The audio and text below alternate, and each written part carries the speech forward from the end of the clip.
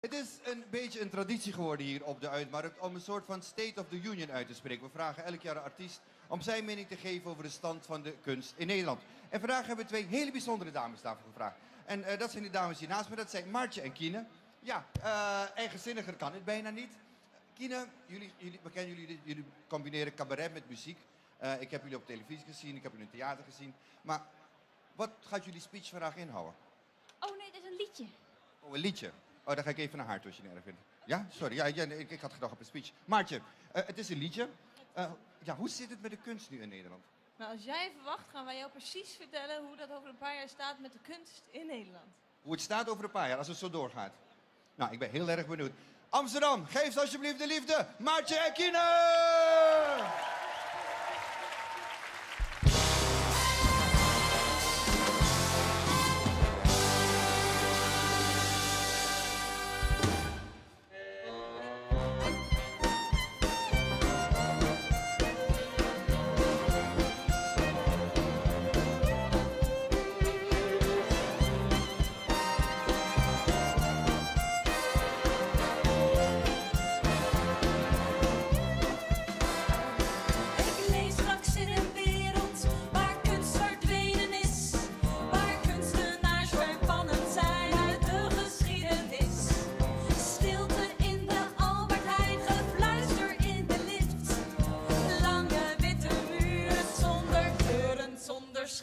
Geen theater om te lachen, geen liedjes in de kroeg, geen muziek om op te dansen en geen uitvaart voor de boeg.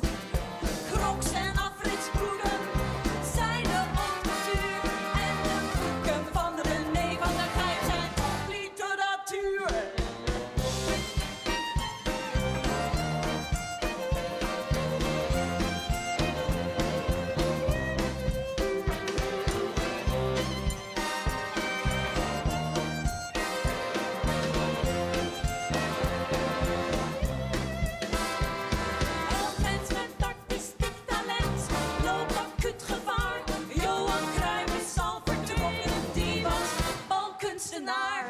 Voor iedere artiest slaat het laatste uur.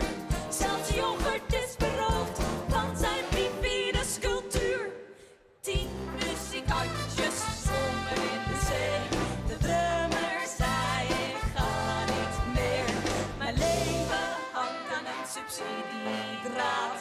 Maar al het geld gaat naar de staat. Er zijn wel een paar theaters over met leuke nieuwe producties zoals Tot later, Orkater. of zeg maar Dag tegen Noorderslag. Een opgewekte ziel gaat door zonder budget en speelt met zeer beperkte cast de musical Cat. Het leven van een kunstenaar is niet meer zo fijn door de bezuinigingen die niet te zuinig zijn. Dus ga die droom maar achterna op accordeon. Dan speel je over 20 jaar op het Centraal Station.